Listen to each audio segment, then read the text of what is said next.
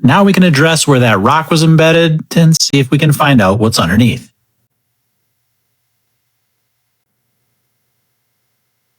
The reason I believe that this was a sole fracture originally is based on its location. That is where we find almost every single sole fracture that we find, and this one is no different. Now, it could have been just a rock puncture, but like I said, based on the location, I'm going to go with a sole fracture.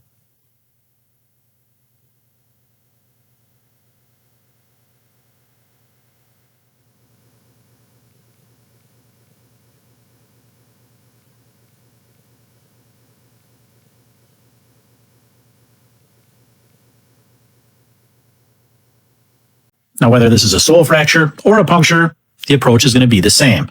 Removal of loose horn is step number 1 here.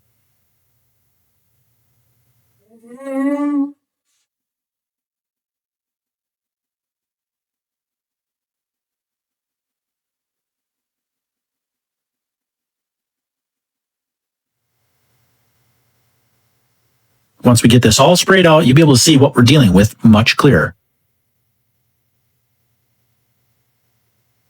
What started out as a small area is now an entire area colonized by digital dermatitis. We've still got some loose edges to get cleaned up here, and then we're going to give it a wrap.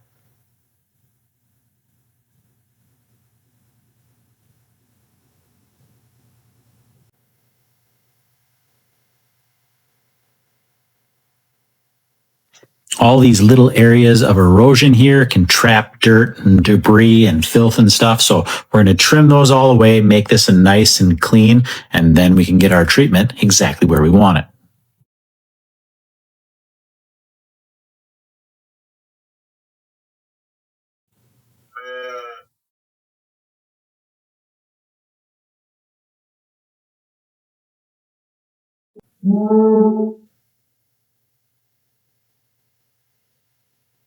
With all that taken care of, we can get this salicylic acid wrap in place. So here we are with our second case of the day, and this one is very similar, except in this case, it started with a white line defect.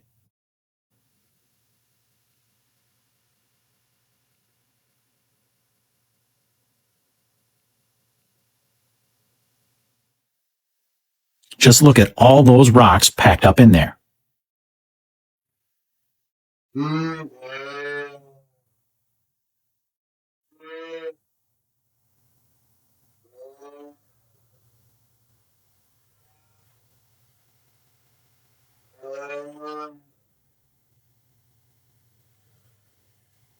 Would you just listen to all those little baby calves bellowing? That's because they know it's feeding time and they are impatient.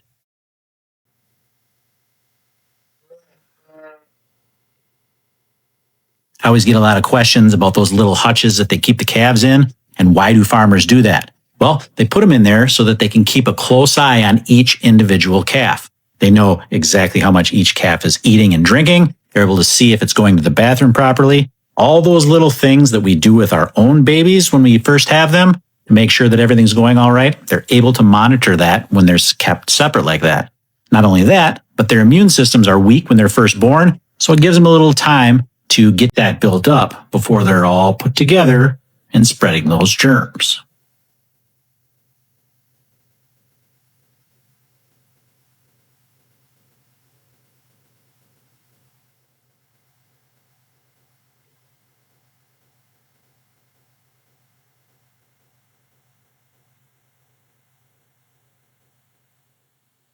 Now, this area here is just a little bit of natural shedding where that sole has shed away a little bit more than the rest of it. There's nothing wrong with that. Up here, you see how that's soft?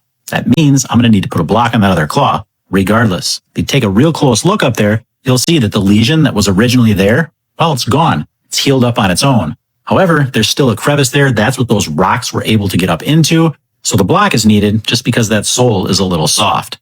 Now, what have you noticed with both of these trims? While both of these trims started with something else, those other problems allowed rocks to get up in there and make this problem worse. That's one of the reasons why we have to treat these. Would they heal naturally? Well, yes. This one is proof positive that they can. However, in the time that it takes for that to happen, other complications can happen. We can get rocks in there and digital dermatitis can take hold and cause further problems.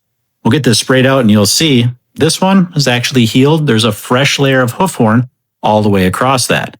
So we're not going to need to wrap this, but we did need a block because, like I said, it is still soft. The glue is cured nicely, which means this foot can go down and she is done. Sometimes the fluid is locked deep in the claw, and other times it's bubbling right below the surface. Welcome back to Nate the Hoof Guy.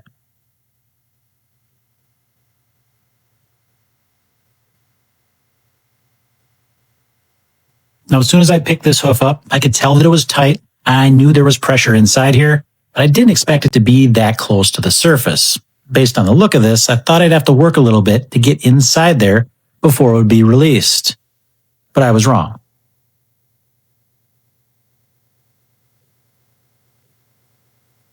Much of the discomfort that cows experience because of a problem like this has to do with that pressure inside.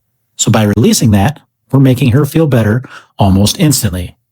Now, in this case, you can tell based on the shape of that mark that something has probably poked through that sole and caused this infection. That pressure is a result of that, and now we need to get this trimmed up and investigate it a little closer.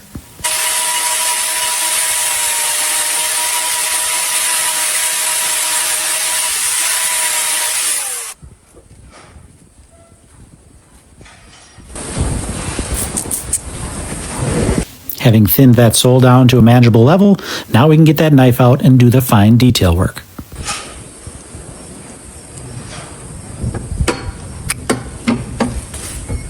When dealing with a puncture, you're never really sure if there's going to be a large area of corium disturbed or just a small area.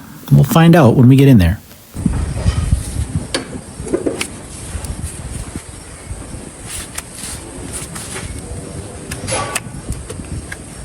How can I tell that it was a puncture and not some other type of hoof problem? Based on its location and the shape of that mark in the sole.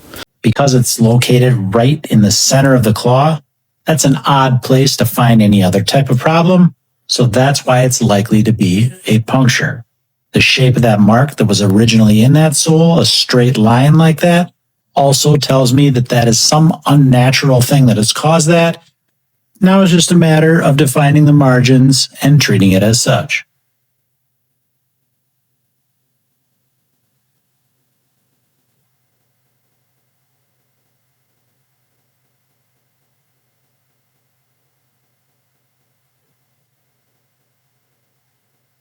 Luckily for her, only a small area was affected.